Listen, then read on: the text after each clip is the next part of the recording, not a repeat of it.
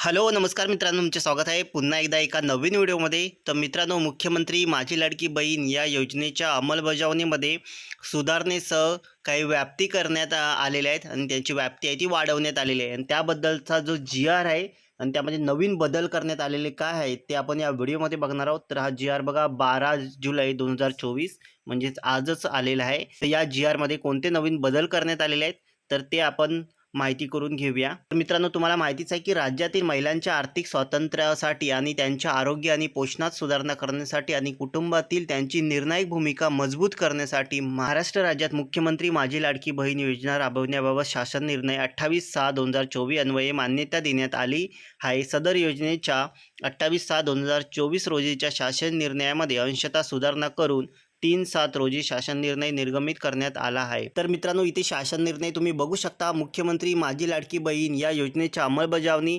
प्रभावीपणे व सुलभतेने होण्यासाठी खालील बाबींची स्पष्टता करण्यात येऊन त्यास मान्यता देण्यात येत आहे. तर कोणत्या गोष्टींची स्पष्टता केलेली आहे तर बघा, कुटुंबाची व्याख्या काय आहे तर सदर योजनेसाठी कुटुंबाची व्याख्या खालीलप्रमाणे राहील. तर ही योजना आपण म्हणतो की कुटुंब. तर कुटुंब म्हणजेच काय तर कुटुंब म्हणजेच याचा अर्थ पती, पत्नी आणि त्यांची अविवाहित मुले-मुली म्हणजेच कुटुंब. या योजनेसाठी कुटुंबाची व्याख्या अशा प्रकारे करण्यात आलेली आहे. त्यानंतर 2 नंबर, नवविवाहित महिलेच्या बाबतीत तिचे नाव रेशन कार्डवर लगेच लावणे शक्य होत नाही. बघा, एखादं लग्न झालं की लगेच रेशन कार्डवरती नाव काय आपल्याला लावता येत नाही. म्हणजे आज लग्न झालं की महिन्याभरामध्ये लगेच लावता येतं का तर नाही होत. आता मे महिन्यामध्ये ज्यांचे लग्न झालेले असतील तर त्यांचे नाव अजूनही रेशन कार्डवरती चढवलेले नसतील. तर त्यामुळे विवाह नोंदणी प्रमाणपत्र असलेल्या अशा नवविवाहित महिलांच्या पतीचे रेशन कार्ड हे उत्पन्नाचा दाखला म्हणून ग्राह्य धरण्यात यावा. तर बघा, अशा प्रकारे ज्या नवविवाहित महिला आहेत त्यांच्या पतीचे रेशन कार्ड हे उत्पन्नाचा दाखला म्हणून ग्राह्य धरण्यात यावा. म्हणजे त्या रेशन कार्डवरती नाव नसेल तरी सुद्धा त्या महिलेला या योजनेचा लाभ मिळू शकतो, परंतु तुमची विवाह नोंदणी प्रमाणपत्र तुम्हाला पाहिजे. त्यानंतर 3 नंबर, परराज्यात जन्म झालेल्या व ती सध्या महाराष्ट्रात वास्तव्यात असेल, त्या महिलेने महाराष्ट्रातील अधिवास असणाऱ्या पुरुषाबरोबर विवाह केला असेल तर अशा बाबतीत त्यांच्या पतीचे जन्मदाखला किंवा शाळा सोडल्याचे प्रमाणपत्र किंवा अधिवास प्रमाणपत्र ग्राह्य धरण्यात येते. याशिवाय महिलेच्या पतीचे 15 वर्षापूर्वीचे रेशन कार्ड व 15 वर्षापूर्वीचे मतदान कार्ड देखील ग्राह्य धरण्यात यावे. तर बघा, हे 2 बदल करण्यात आले. पूर्वीच्या पतीचं 15 वर्षापूर्वीचे रेशन कार्ड जरी असेल किंवा 15 वर्षापूर्वीचं त्याचं मतदान कार्ड असेल ते सुद्धा ग्राह्य धरण्यात यावे. त्यानंतर मित्रांनो बघा, सदर योजनेचा लाभ घेण्यासाठी पोस्टातील बँक खाते ग्राह्य धरण्यात यावे. तर बघा, इथे स्पष्टपणे क्लिअर सांगितलेलं आहे की यामध्ये पोस्टाचं खातं जरी असेल तुमच्याकडे ते सुद्धा खातं तुम्हाला या योजनेसाठी चालू शकतं. बँकेचंच खातं पाहिजे असं नाही. त्यानंतर 5वा बदल बघा काय, की या योजनेच्या ऑफलाईन अर्जावरील लाभार्थी महिलेच्या फोटोचा फोटो काढून तो ऑनलाईन अर्ज दाखल करण्यासाठी ग्राह्य धरण्यात यावे. तर बघा, पूर्वी सांगितलेलं की ती महिला प्रत्यक्ष तिथे पाहिजे आणि तिचा फोटो लाईव्ह फोटो घेण्यात यावा. परंतु आता ही सुधारणा करण्यात आलेली आहे की महिलेचा फोटो म्हणजे ती प्रत्यक्ष नसेल परंतु तिचा फोटो असेल पासपोर्ट साईजचा आणि तो फोटोचा फोटो आपण काढून तिथे अपलोड केला तरीसुद्धा चालणार आहे. त्यानंतरला 6 नंबर बघा, सदर योजनेअंतर्गत नागरी व ग्रामीण भागातील बालवाडी सेविका, अंगणवाडी सेविका, NULM यांचे समूह संघटक, CRP, मदत कक्ष व प्रमुख, आशा सेविका, सेतू सुविधा केंद्र, आपले सरकार सेवा केंद्र यांना पात्र महिलांचे अर्ज भरून घेण्यासाठी प्राधिकृत करण्यात येत आहे. तर या ठिकाणी तुम्ही जाऊन आहे ते फॉर्म तुम्ही भरू शकता. कुठे तर बालवाडी सेविका किंवा अंगणवाडी सेविका, NULM यांचे समूह संघटक, त्याचबरोबर तुम्ही मदत कक्ष प्रमुख, आशा सेविका, सेतू सुविधा केंद्र किंवा आपले सरकार सेवा केंद्र या ठिकाणी तुम्ही जाऊन फॉर्म भरू शकता. त्यानंतर 7वा बदल, केंद्र शासनाने विविध शासकीय योजनांचे लाभ PFMS DBT प्रणालीद्वारे देण्याची प्रक्रिया कार्यान्वित केली आहे.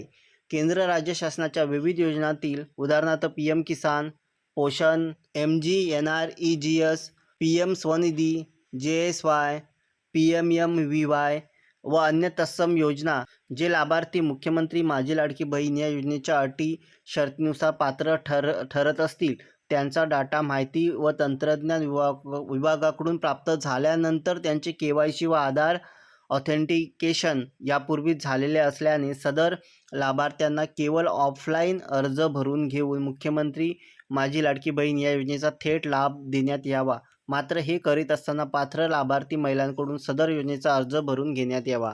तर बघा, या ज्या योजना आहेत जसं की PM स्वनिधी, PM किसान याचे जे पैसे तुम्हाला मिळत असतील आणि त्यामुळे तुमची KYC आहे, आधार ऑथेंटिकेशन ते यापूर्वीच झालेलं असल्याने तुम्ही फक्त ऑफलाईन अर्ज भरून घेऊन आहे ते मुख्यमंत्री माझी लाडकी बहीण या योजनेचा थेट लाभ तुम्हाला मिळू शकतो. आणि हे करीत असताना पात्र लाभार्थी महिलांकडून सदर योजनेचा अर्ज भरून घेण्यात यावा.